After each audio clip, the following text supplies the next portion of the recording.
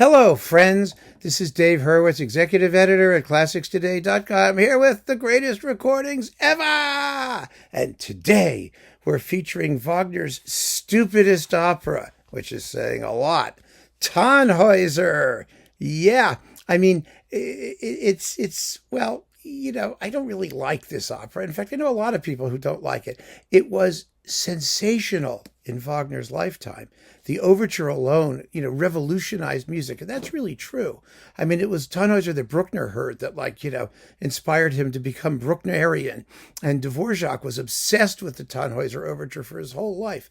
Later, Wagner took a long time to soak in because you couldn't play it. I mean, the Ring couldn't be performed. Tristan had to be abandoned. It wasn't until much, much later that people heard Wagner's later stuff and were puzzled by it. It was the early stuff, the Flying Dutchman and Tannhäuser and stuff like that really, Lohengrin particularly, that made his reputation. So I get that. I really do. I mean, I get it. I still can't stand this opera.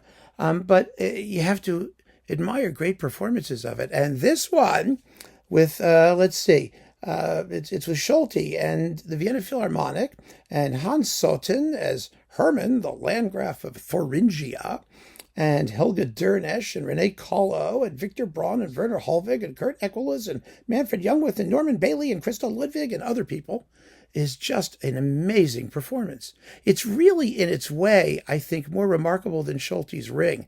And I know that will be like a controversial statement, but I mean, it did more for the work. The Ring was the Ring, there were always rings floating around. But, this really, really, I think, sets the seal on Solti's Wagner legacy and on Wagner recordings generally, because it's the Paris version. And that's really important, because the Paris version has all of the later music in it. And some say, well, it sits uneasily with the, more simple style, read vulgar, of the Dresden version, the original Dresden version. But I disagree with that. I mean, Wagner's Wagner. It's all pretentious twaddle. And so, whether it's chromatic pretentious twaddle or less chromatic pretentious twaddle, I mean, who cares? I'm kidding, of course. Don't get hysterical. All the Wagnerians start screaming and yelling about how I'm not taking the Master seriously enough. Well, why would anyone take this seriously? Here's the plot. Let's do the plot, shall we?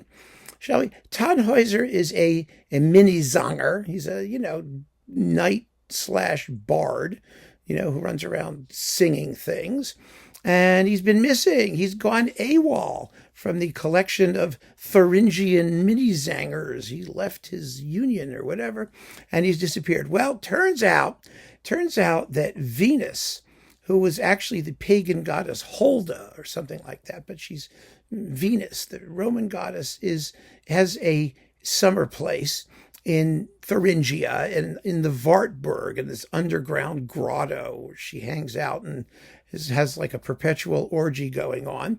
And she has entranced Tannhäuser willingly, because he loves her, and he spends his entire time there apparently singing and screwing around and having one hell of a good time doing it. However, when the opera opens, after the wonderful overture and after the bacchanal, the ballet that Wagner added to the opera, which caused a riot in Paris, no, that's a whole another story, when it was first performed there. In any case, he's getting tired. I mean, which you can kind of understand. He's getting tired of constant singing and sex. And so he decides to return to the castle of the Landgraf von Thuringen, Hermann, whose daughter, Elizabeth, was his beloved. Elizabeth is very pure and very innocent and very boring. Her job is to languish. That's all she does, is languish. She goes in various spots and languishes. She prays to the Virgin Mary while she's languishing. She's the princess of languishness. So he goes back. He goes back. He leaves Venus, who's very annoyed because she feels betrayed, and he pops up again, and in time for the big singing contest. Yes, they're going to have a singing contest. Well, what's his name? His buddy. I mean, what's his name?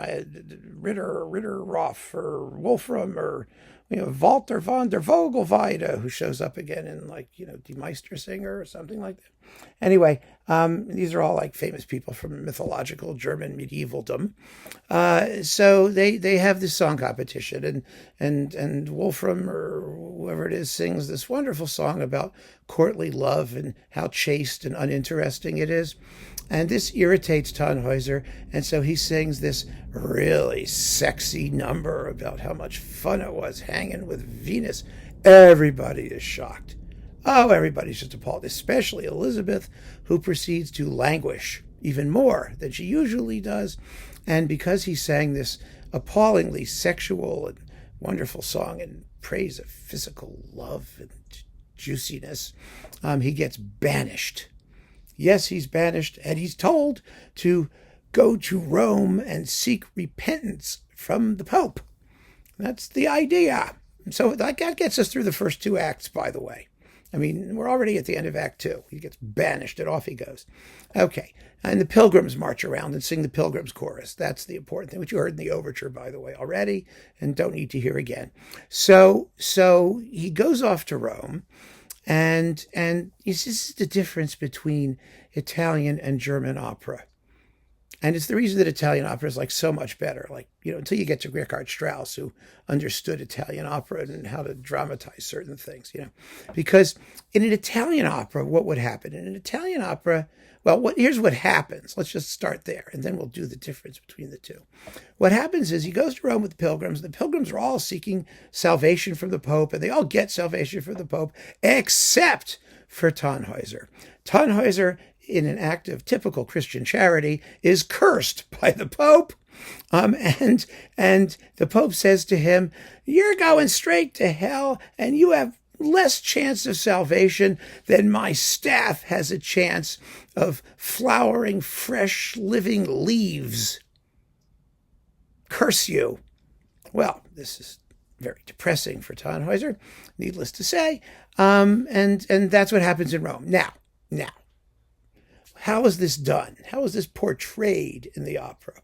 Well, in an Italian opera, you would have a cursing scene. You would have the Pope. You would be in Rome. There would be thousands of screaming people. There would be a huge, incredible, vulgar chorus of penitents. And the Pope would be hurling imprecations at Tannhäuser, who would be prostrate on the ground. And maybe there'd be a couple big whacks on the tam-tam when he says, "You're a cursed. Oh, go away, you cursed." And, and that would be the end of the act. I mean, there was a big climax, sort of like, the council chamber scene in Verdi's Simone Boccanegra, "Sia maledetta," let him be accursed, and everyone will scream, and it'd be fabulous. It would be the high point of the whole opera. It'd be just marvelous. Well, that's not what happened. Wagner, all that happens is that in Act 3, Wolfram is wandering around and singing about the morning star, and then the pilgrims show up, and Tannhäuser's not there, and Elizabeth is languishing in the shrine of the Virgin Mary, and then Tannhäuser pops up, and he talks. He just relates the whole story. He just talks. That's German. They talk and talk and talk and talk and talk and talk, and that's what they do. And so he tells the story in retrospect. I mean, it was this wonderful opportunity to do a huge thing, but Wagner, of course, would rather talk about it. So he tells the whole story. Meanwhile, Elizabeth has finally languished her last. She drops dead, because you can only languish so much. It sucks the juice right out of you. And so Elizabeth is dead, and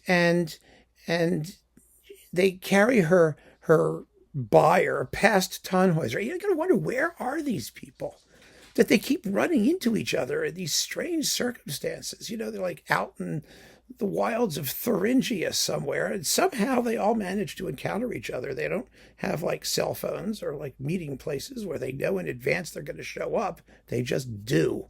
So Tannhäuser is moaning and groaning, and Elizabeth is dead, and he sees her dead body, and he drops dead, and the pilgrims are running around with the Pope's staff, which puts forth fresh leaves, of course, which means that the Pope was wrong, and Tannhäuser is redeemed. Yes. So they're dead, but it's a happy ending because they're redeemed. Ugh, gosh, this is romantic. I mean, it's romantic. It's romantic sanctimonious religiosity, which that makes my skin crawl. But that's not the point. The point is the music is beautiful. Well, a lot of it is actually. And this is a fabulous performance of it. Absolutely amazing. So if that story appeals to you, well, it doesn't really matter whether the story appeals to you. It's an opera. The story's supposed to be stupid. It's the music that's supposed to be magnificent. Tannhäuser is magnificent, fitfully. Not completely. Even Wagner was dissatisfied with it. For his whole life, he kept saying, I've got to do something about Tannhäuser. But the problem really wasn't so much the music as it was how to take this story and make something vivid out of it, which was really not something that, wasn't really suited to that. But that's okay, because, like I said, this is a magnificent performance. And, I don't really care how bad the story is or how silly some of the music is, because you have to recognize greatness wherever you hear it. That's my job. And it's a pleasure. It is a pleasure, actually. I enjoy listening to this recording. I genuinely do. I don't play it that often. I mean, life is too short. But whenever I hear it, I think, wow, this is just a terrific performance of this bloody mess of an opera. And you may too. So keep on listening, friends. Thanks for joining me. Take care.